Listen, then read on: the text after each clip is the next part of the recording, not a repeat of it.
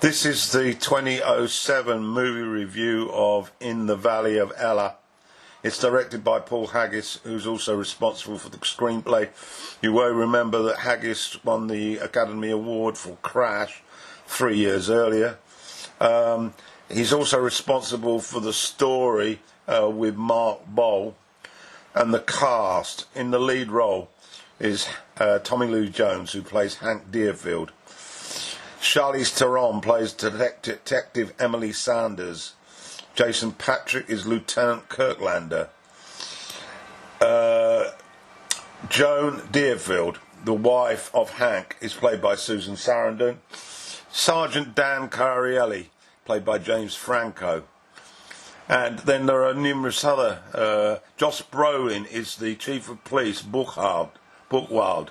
Barry Corbin plays Arnold Bickman. And Evie is Frances Fisher. And there are a number of others, but I think that covers the most important, significant actors that are going to catch your eye.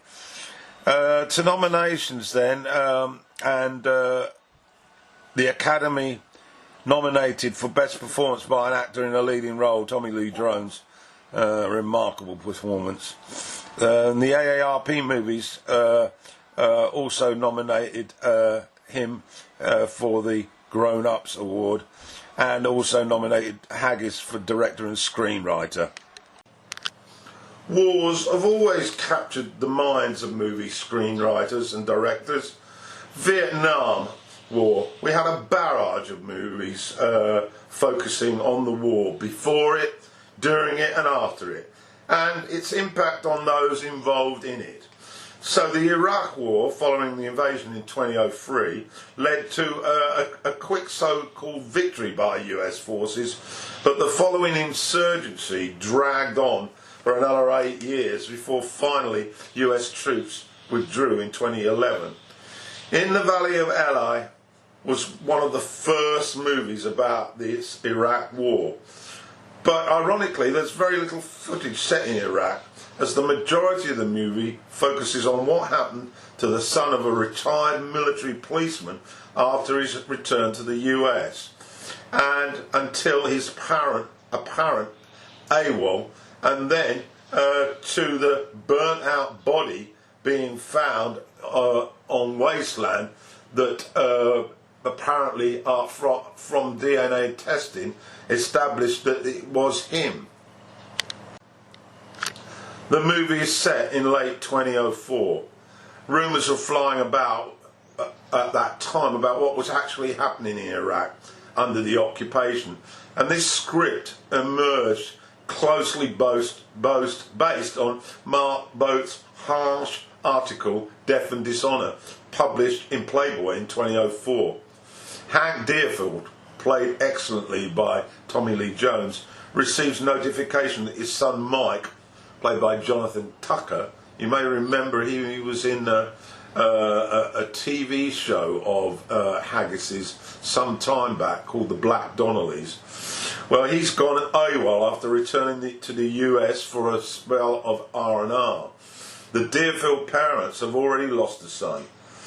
Killed in action in Afghan was another member of their family. And so this sets off Hank on a journey to Mike's base looking for answers.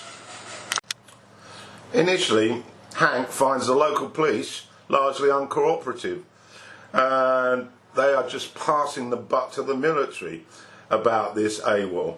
And he also receives very little knowledge of value from the military. It's all become a bit secretive. Anyway, the finding of the remains, which leads to the identification through DNA, changes the course of the movie, and it develops the plot into a murder mystery. And it also signifies the change in attitude by the local police officer, played by Charlize Theron, who starts to be more proactive and is more amenable with Hank, and eventually involves him in her investigations. He, of course, an ex-retired military policeman, has a vast amount of experience as both detective and also as a retired army officer. So he's very familiar with the ins and outs of what happens in a military group. Haggis's script draws out the military's reluctance to lose grip of the inquiry and at times becomes obstructive. And the chief of police, played by Josh Brolin, also appears to be in cahoots with military officers, suggesting that they know far more than they're prepared to divulge. And as the facts start to appear, Hank and Detective Sanders exploit them to gather momentum towards getting to the bottom of how and why Mike ended up dead.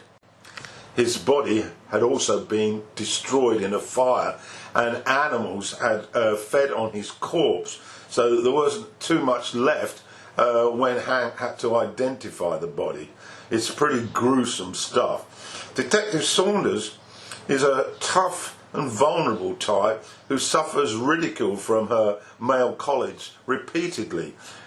She rises above it and proves herself more and more able to cope with the level of intensity, and this shows through with her ability to work closely with Hank. The villains, well, they're not so easy to find. These men are macho. They have been experiencing a various level of PTSD, post-traumatic stress disorder, and are bonded strongly to not tell what exactly they were being up to, both in Iraq and since they came back. We do get an inkling as to some of the horror that they've faced. There's one particular scene where they're on patrol, I think it might be in Fallujah, and they are basically going along a road, and there's a child in the middle of the road, and there's a torrent of noise from the inhabitants to keep driving and not to stop because of the dangers of RPGs.